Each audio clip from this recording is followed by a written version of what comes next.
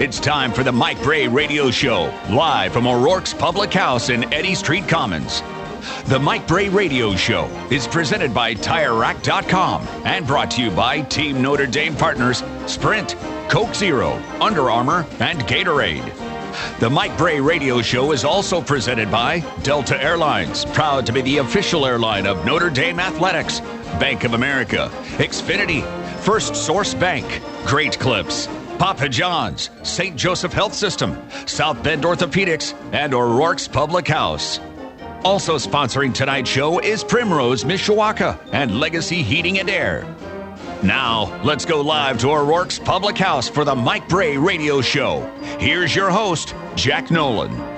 Good evening, everybody, and welcome to the Mike Brey Radio Show, live from O'Rourke's Public House. Show number 3 already. Your team's on a roll. You're 7-2 on the season. But before we talk about that, and it's not over yet. You got like 5 minutes left in the second half, but it's exam week. The vibes you're getting, how's it going? All good news so far, but the game's not over yet. And, you know, Matt Farrell's going to be our guest tonight, and he looks like he's 2 inches taller because he is done with exams. He walked in, and he's standing up straighter. We got a couple guys that have tests tomorrow morning. We could not get a practice in during the day, so I'm going from here, and we're going to practice at 8:30 tonight to get a session in to get prepared for Indiana, since it's the only hour and a half we can find to get it in. You know, you and I used to joke, and again, 30-plus years for me, some of the worst basketball that I ever had the pleasure of announcing happened that first game after exams. But you know what? The Crossroads Classic, there's something about it. Yeah. It seems to be easier for the guys to shake off that malaise because you've played, you know, really good basketball. You won the last 3. You lost the first one to IU, but you've won the last 3, including a victory over IU. You crushed Purdue last year. Have you noticed that? There's just something different about it? Yeah, I think it's better than playing a home game against maybe a mid-major. Mm-hmm. And you're right. We used to have some brutal, you know, exhibitions. Well, not just you. I mean, every there was a lot of teams been here. Yeah. But it's a big game, whether it's Indiana or Purdue, and it's a great atmosphere. The place is sold out. It's a little bit like a postseason atmosphere, NCAA tournament, ACC tournament. As we both know, the city of Indianapolis is just a great place to hang. And I think as we've done well and we've played pretty well, more and more fans, our fans travel. Now, again, Saturday afternoon is not going to be a neutral site. We know that's going to be a road game atmosphere with IU's people. But, you know, 2 years ago we played very well in that atmosphere, and we've already been in a tough atmosphere against Illinois, playing on the road and having to deliver in the second half. And I hope that helps us handle the IU crowd on Saturday. We'll talk more about that as this show goes along, but I want to go back to the Loyola of Chicago game. Again, another team that maybe didn't get the respect coming in that they deserve. They had just come off a victory over Creighton. Most people think Creighton mid-major, but now they're in the Big East. Yeah. I guess the Big East is where? Are they between mid-major and Big Five right now? It's pretty high level of basketball. That's high level basketball, Big East is. But no, you're right, Jack. I mean, you know, Loyola, and if you look, one of the reasons our RPI is in the 30s and our strength of schedule is strong is because of a Monmouth, who, by the way, did it again at Georgetown, because of a Stony Brook, because of a Milwaukee, because of a Loyola. Those guys bring some power. Certainly the Indiana game, is a power game. So our strength of schedule is really driving stuff. But I was happy. First half, we had a hard time guarding them. 4 guards, they spread the floor. I tell you what, it was good training for Indiana because they spread us out with guards and ball screened and we're driving and kicking. Well, that's how Indiana plays. So, you know, we struggled with it. We got it under a little bit better control in the second half, and we played a lot of zone in the second half to help us, a little bit like at Illinois. Well, and again, when I look up on occasion, I double take, because when you go into the 2-3 right now, you look a little Syracuse-like. We've got some length. Now, look at our starting lineup when we play it. Jackson, Vastoria as your guards. Well, I don't care what defense they're in. They're 2 of the better defensive guards in the country. They're long, they're big, they're strong. They got great instincts playing the top of the zone. Now let's look at the back of our zone, the 3 guys in the back. You've got 2 guys with a 7+ wingspan, you know, on both forward spots, Bonzi and BJ Beecham. When they open their stance up, the floor looks smaller. Now we're starting to look like those Syracuse teams. And Zach August has maybe made the greatest improvement of being an anchor in the middle, when to come up and play the foul line, when to go back. and then we're able to rebound out Exactly. of it. And we've always run well out of zone, and I think we can still do it. And it is a defense.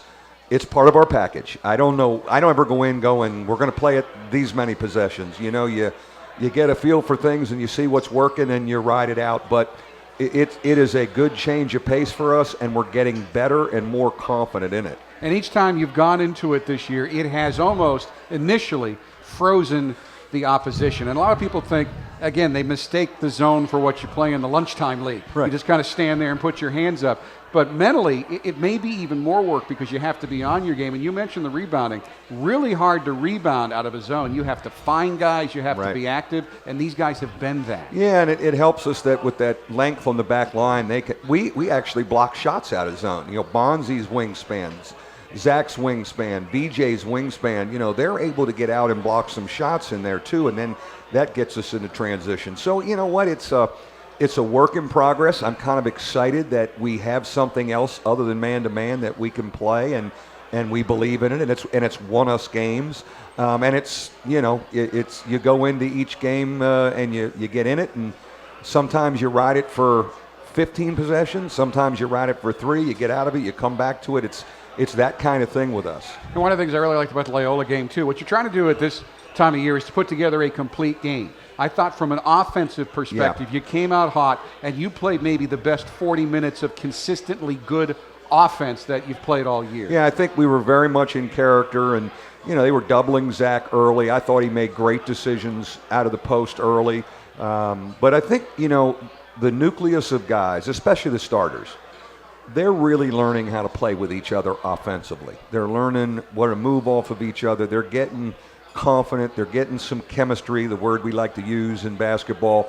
And then we come in with Matt Farrell, Matt Ryan, Torres, and they know what they should give. So I feel like our offensive roles are getting more comfortable and a little more defined. Another thing I did really like, kind of a tough game for Zach, and he played pretty well. Yeah. But when you're a big guy, even when you move as well as he does, and you're playing little guys, that can be a struggle to a degree. But when you went small with Bonzi in there, that's one of the bigger small lineups that anybody's going to see. When we downshift and it's either Zach or Bonzi, and then it's BJ and one of the Matts and Steve, and then we kick our offensive efficiency up even to another notch because we can really open the floor up. We can spread it. That's so good for Demetrius and Steve, who can get in there. You've got Matt Farrell, Matt Ryan, and BJ all spotting up, be ready to knock down open shots. So it's just like you're trying to figure out what defense you're going to play. When do we go to the small? When do we downshift? What's best for us? What are the matchups we like? And that's something I think we will continue to evaluate here until. We may be evaluating that through January. I just hope we can win enough while we're evaluating. As we just discussed, Bonzi had a really good all-around game for you, a team high tying 14 points. But another guy who had a really good all-around game was Matt Ryan. Yeah. He had a team high tying 14 points, but he did a little bit of everything, including that great steal and outlet to Bonzi. Which was a big play. And, we see in some of his stuff right here, he has big-time range and stretches the floor. And so we love that. But he's not a defensive liability. A lot of young shooters in college can't hold their weight on the other end of the floor.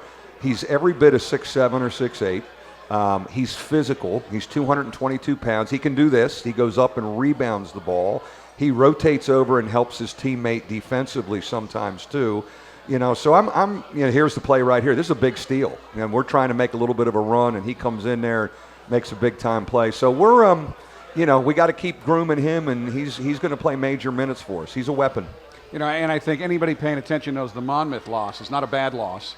Alabama, really athletic team who played well against you. You lost 2 games where you didn't play as well as you could, but you lost 2 games against quality competition by a total of 3 points. And since you came back from Florida, and I think you made the point even after the Alabama game, people disappointed. You want to get out of there 2-1, but you got better down there, and that's one of the reasons you get in those tournaments. Yeah, I think we learned about our team. We learned some things the hard way. And it was a little bit of a wake-up call, and we go to Champaign, Illinois, and we have to circle the wagons a little bit because you don't get that one. Now you're behind the 8 ball a little bit. Yeah. So we already had we had season pressure on us December 3rd, and that was good. And we were down 10, and I love how we reacted, and I think we've gotten better since Orlando.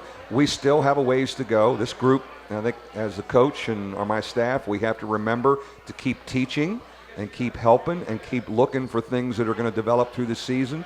But I like what we've done since Orlando, and I think we go down to Indianapolis pretty confident. You and I talked about how big the Illinois game was in the pregame interview, but what I love about you is I've been around coaches that make people uptight. You're not going to do that. You didn't tell them how important it was because you didn't have to. Everybody on this team knew that was kind of a back against the wall game early for the big plans that this team has. Oh, there's no question. And then, you're down 8 at half. You go down 10 in the second half. What I was really pleased with, and I talked to him about it when we got back from Illinois, how poised we were at halftime, how our guy, no one was frustrated. And Demetrius and Zach especially, our two main voices, talking about here's what we need to do better, and I got to be accepting responsibility. I thought they were really poised. We go down 10, they still were poised. The place is going crazy, and we go zone and we get some stuff going, and we really finish offensively strong. And to win a road game, a true road game for this group, that was a good early thing to do. And, we talked about it here on the show, Jack. I mean, we've got 2 Big Ten wins away from our building. Already. That's very powerful. If we could get a third, I mean, it would be unbelievable for our resume.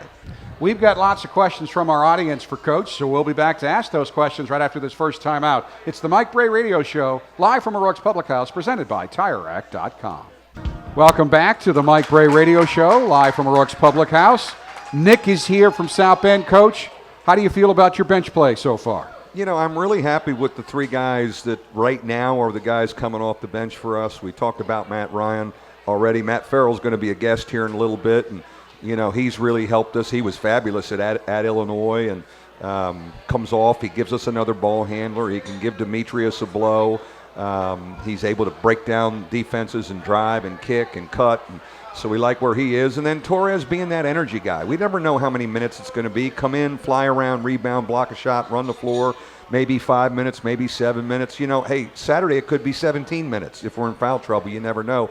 But Austin has done a great job of knowing this is what I do, and whatever he asks me to do it for, minute-wise, I'm ready to do it. He's been very mature and secure about his role. Brad Donovan's here tonight from Grand Rapids, Michigan. Coach, how do you approach a long season? What is different now in terms of conference play and then tournament time? Well, I mean, as much as bracketology's out there on the websites now, I mean, you got to try and kind of go, it's day to day, man. You're listed day to day. And it's an amazing marathon of what this thing is, the ups, the downs. And, me personally, I try not to get too high after a great win or too low after. You try and stay pretty steady. I think your team then reacts better. And always with that attitude with our staff of coming back and teach, come back and teach. Because we have great students. Our guys, they want to be good. They want to be coached. And, what do you have for them to get better today? Getting better weekly, little steps. Based on what's happened during the first 6 weeks of the season, too, there seems to be a ridiculous amount of parity out there in college basketball this year. Well, I said this to a staff meeting today. I said, I look around the ACC, and maybe the nation for that matter, not a lot of people haven't figured it out. We don't, but that's good. Like I said, we don't have it figured out yet, but I don't think many other people do, so that's a good thing. We're all kind of in the same boat. I don't think there's great teams. There's not they're not flat-out locked number 1 seeds. Like probably last year, 3 of them you already knew were going to be 1 seeds. So that's good for us as we're trying to find an identity. There's a lot of stuff to still play for. And too, you've raised this program to the level. I mean, last year you beat the eventual national champions twice including once, to win the ACC title. You took Kentucky down when nobody thought Kentucky could lose. To the end of the game, lost by a point, and probably showed the next guys how to beat them. I think we did. Because it was a similar game plan there. It was. So, it was. I mean, I know you intend to be right in the middle of it. Bill McDonough's here from Granger. Who's the real deal outside of Notre Dame in the ACC? The real deal. I know North Carolina lost a tough one at Texas, but they're big and their personnel is really good. They're going to be there. Well, and they're working Page back in. They didn't have him for a long time. Duke's going to be right there again. They're different. They're young, but they're going to be right there. I'm very impressed with Miami, who we repeat. They're really good. Virginia may be the best team, and we open with them January 2nd. Hey, congratulations for winning the title. Thank God we play them once. But Georgia Tech's better. Wake Forest is. You play them twice. Yeah, Wake Forest is better. I'm looking around. Florida State is better. Pittsburgh. The league's better. There's no question. So Syracuse is going to be tough. Syracuse is good. I mean, come on. Yeah. They're going to be. There's so many distractions with Boeheim. When I look out there, they still got like 7. Well, he'll be back when you play. Yeah, and they still have 7 really good players. Yeah. So I just hope we can get 7 or 8 bids out of this league. To be seen, I guess, to be determined. Karen Morosky's here from Grays Lake, Illinois. What's your biggest concern this season? Oh God, Well, you know what I've said, and I've said this. I said it today on a couple Indianapolis radio shows. This group wants it so bad because of what they tasted last year. Their bar is really high. They're very hard on themselves, and I got to keep them loose a little bit and enjoying the process. And when we do make mistakes, can we get on to the next play quicker? And I've addressed that with them, and I think my demeanor is very important because we have some very intense, we got to do this, and if I go back with the same theme, then the screws just get turned tighter and we can't even make layups. But I think that's a great trait to have because they want to be special. They felt it before. We're a long way from that, and you just got to help them get there, and I want them to smile some as we're doing this thing, Jack. Andrea's here from Chicago. How has the team dynamic changed after losing Connaughton and Grant? It's what's so interesting what I do. When I lose seniors and we had 2 powerful personalities go out the door, what is the vibe? What's the personality of the team? Well, Demetrius Jackson has strongly taken over as the main voice. Zach August has become a leader I never would have dreamed of. I'm very proud of him. VJ Beecham is more vocal as a junior. So is Steve Vastoria and even Bonzi Colson. So those are the personalities. The starting 5's personalities run the locker room, and I like those personalities. But make no mistake, Demetrius is the strongest of personalities and the most vocal. Katie Williams is back, diehard Irish fan. Coach, are you surprised that Grant isn't having more playing time for the Knicks? I am a little bit. I'm disappointed. I know he hasn't shot it really well, but I just think, there was talk that maybe he'd be the starter, and I still think that could be, where this thing goes. But if you let him play with the main guys and not the second unit a couple times, I think you'd see amazing production.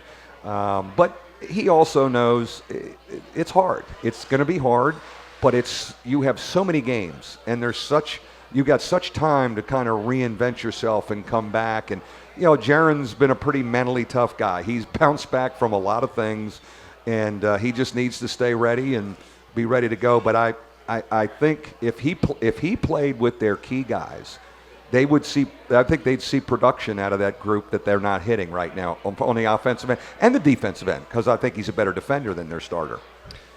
Mary Kate from Des Moines, Iowa. Who on the team has shown the most improvement, and what do they bring to the team? Well, all those starters have stepped forward and, done more. They're all in different roles, so I'm very pleased with all of them. A guy that we really needed to be able to count on, and he had a disappointing March last year, but he's playing so well and so confident now, is VJ Beecham.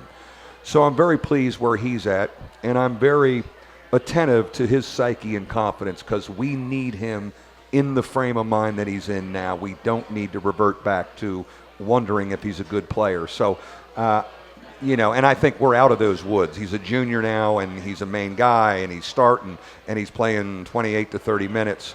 But I've been really happy with how he's rebounded because he was disappointed how he finished the season.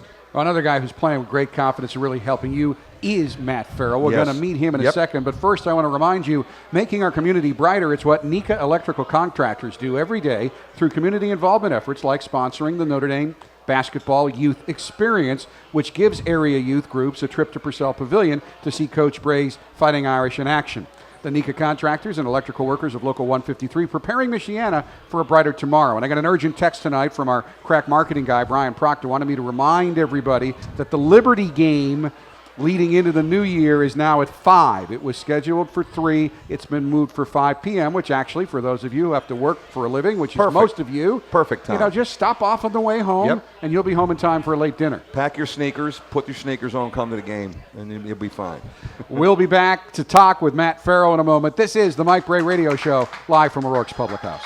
Welcome back to the Mike Brey Radio Show, live from O'Rourke's Public House, presented by TireRack.com. And please welcome Matt Farrell, point guard from Pleasant Beach, New Jersey, sophomore, who has really had an amazing impact on your team. And I know I was glad your dad, very well-respected high school coach, last year when you got antsy because everybody wants to play, was very supportive about, Coach knows what he's doing, just keep working hard. And now you're playing a huge role for this team.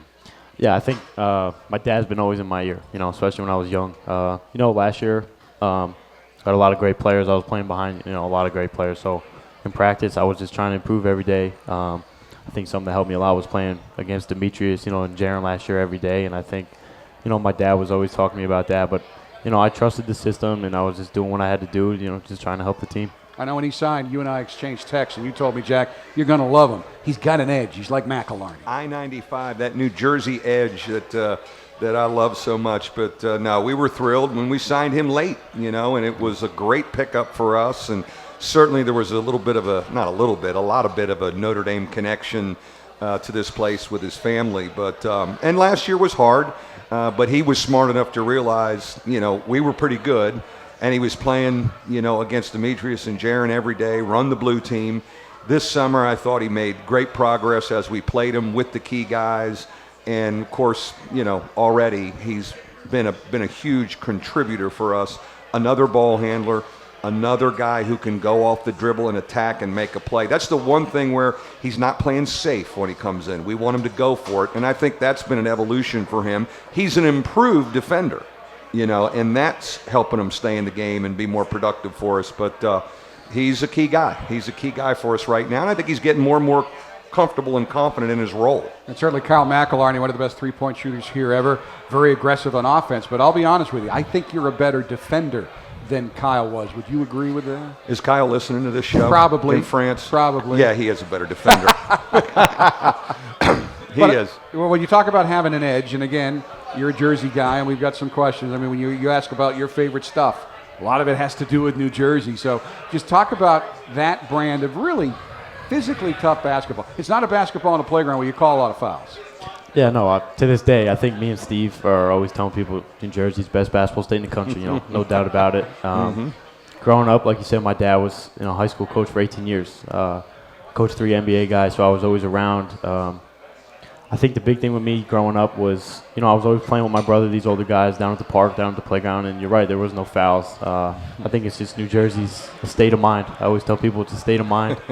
And like I said, I think the best basketball is played in New Jersey, You're averaging just under 17 minutes a game. You've gone over 20 minutes a number of times. And really, and everybody knew it. Coach doesn't make a big deal out of it. I knew it. Illinois was a huge game because if you didn't get that one in a hostile environment, then, who knows, in a tough conference, you've got your back against the wall, and you came up with a career-high 10 points, made huge plays in that game, 23 minutes of action. Just talk about your mindset when you went into that game.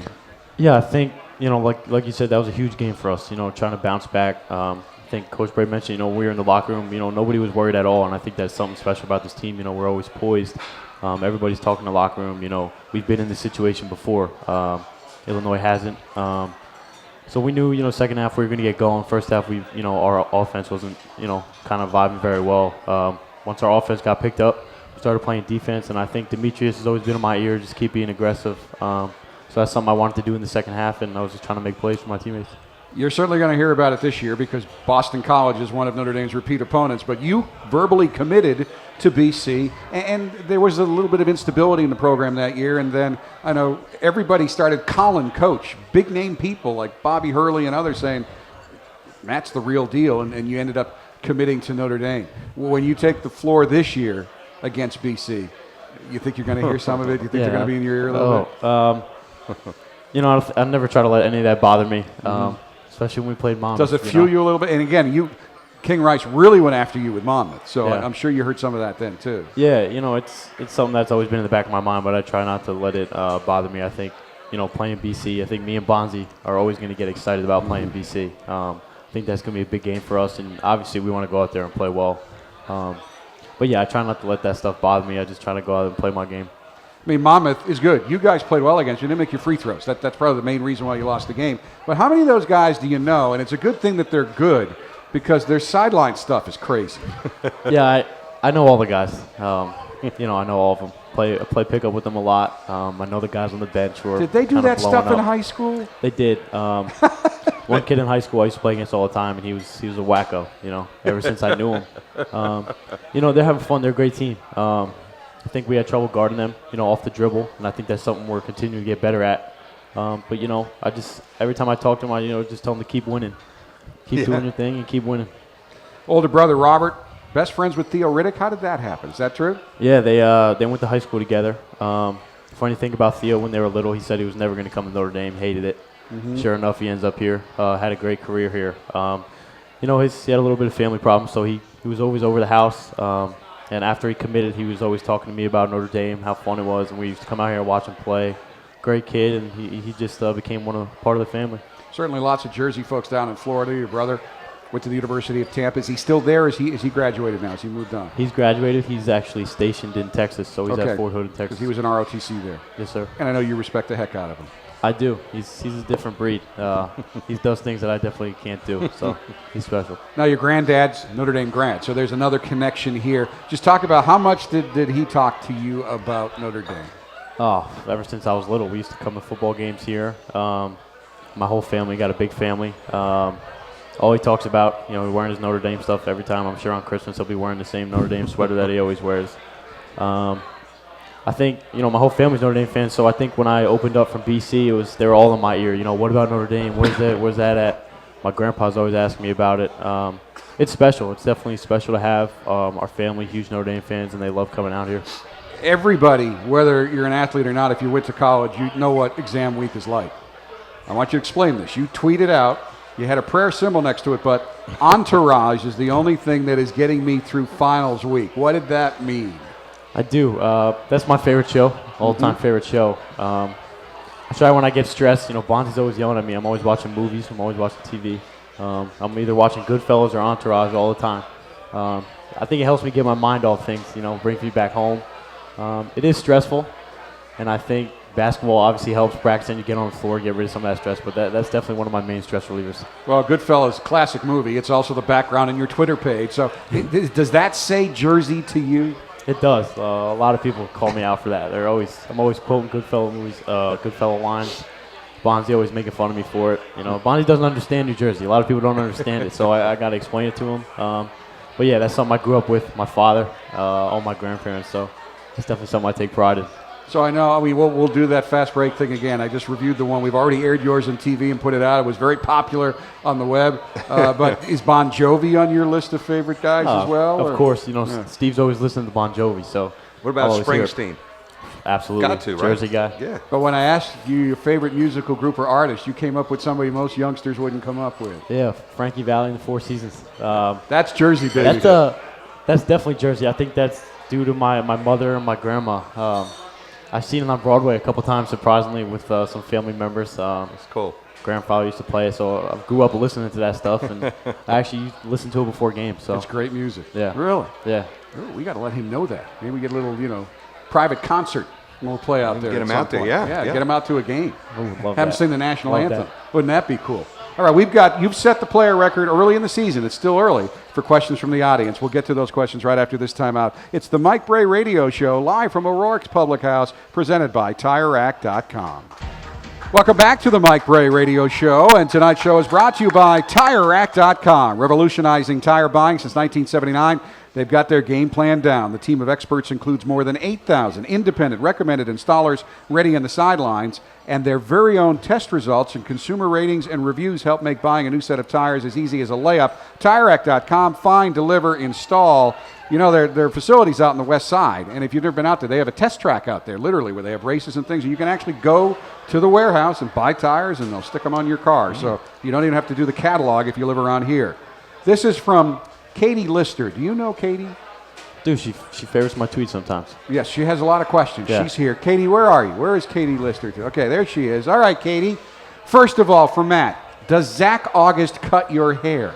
No, absolutely not. I will not let him cut my hair. All right. Nicholas from Boston. What is your favorite romantic comedy? Ooh, the lucky one. All right. Allie Lister. Katie, I'm sure related to Katie. Is Allie over there as well? There's Allie. All right. I heard you like Broadway. What is your favorite show? Jersey Boys. That's an easy one. And then Ben Johnson is here. How are you going to work with the offensive speed of Indiana? So there's your first question. I don't think you haven't gotten a scouting report yet because it's exams, but I mean you're a student of the game. How are you going to slow them down? Yeah, I think like Coach said, they take us off the dribble. I think we got to play team defense, trust each other on the backside, and I think we're growing in that every day, trusting each other, being in help side. I think a big thing for us is we're trying to take charges. We talk about it all the time in the locker room, trusting each other on defense, and I think that's definitely what we're going to have to do against them. All right, here's your fast break. We've already asked some of the questions. First car you ever drove? A Jeep. Who was your role model? My brother. One thing the public would be surprised to learn about you. Love going to Broadway. I do too. Musicals or anything? Musicals drama? and shows. Love them. Plays, everything. See, people wince. There's nothing like a Broadway musical. Agreed. I mean, like Miserable. I mean, it's not a non-guy thing to do. It's a great place. It is. It's outstanding. Or Book of Mormon. That's a whole nother. I've heard that's supposed to be one of the funniest things ever. You better be ready. I haven't seen that yet. You better be ready. That was good. It's coming to South Bend, by the way. Is it really? Yeah, it's coming to the Morris. What did you do on your first date? Went to the movies. All right. Favorite NBA player? That's a tough one. I said it was Steve Nash. He retired. Probably now. I love Ricky Rubio. I love watching him play. All right. Favorite thing to do when relaxing? Watch movies. Favorite sport to play other than basketball? Baseball. Favorite part of practice? 5-minute shooting. Worst part of practice? Free throws. Best part of your game? I think just attacking off the dribble, getting in the lane. Part of your game you need to work on? Defense. Always trying to work on defense. What's better, knocking down a long three, blocking a key shot, or grabbing a big rebound? Grabbing a big rebound. Favorite class you've taken so far at Notre Dame? Intro to theater. One person you would like to meet, alive or dead? Frank Sinatra. That would be cool. I mean, would the be. older I get, the more I good listen one. to Sinatra. That's a He's good definitely in my car. One thing you always hear from Coach Brey in practice?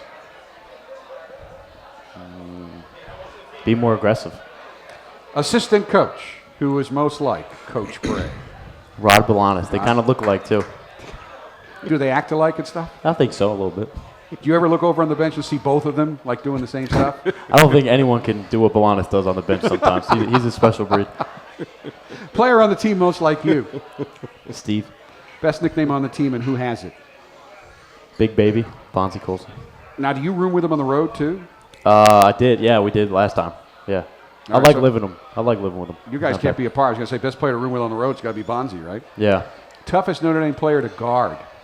Demetrius. Best defender on the team? Demetrius. Best leaper on the team?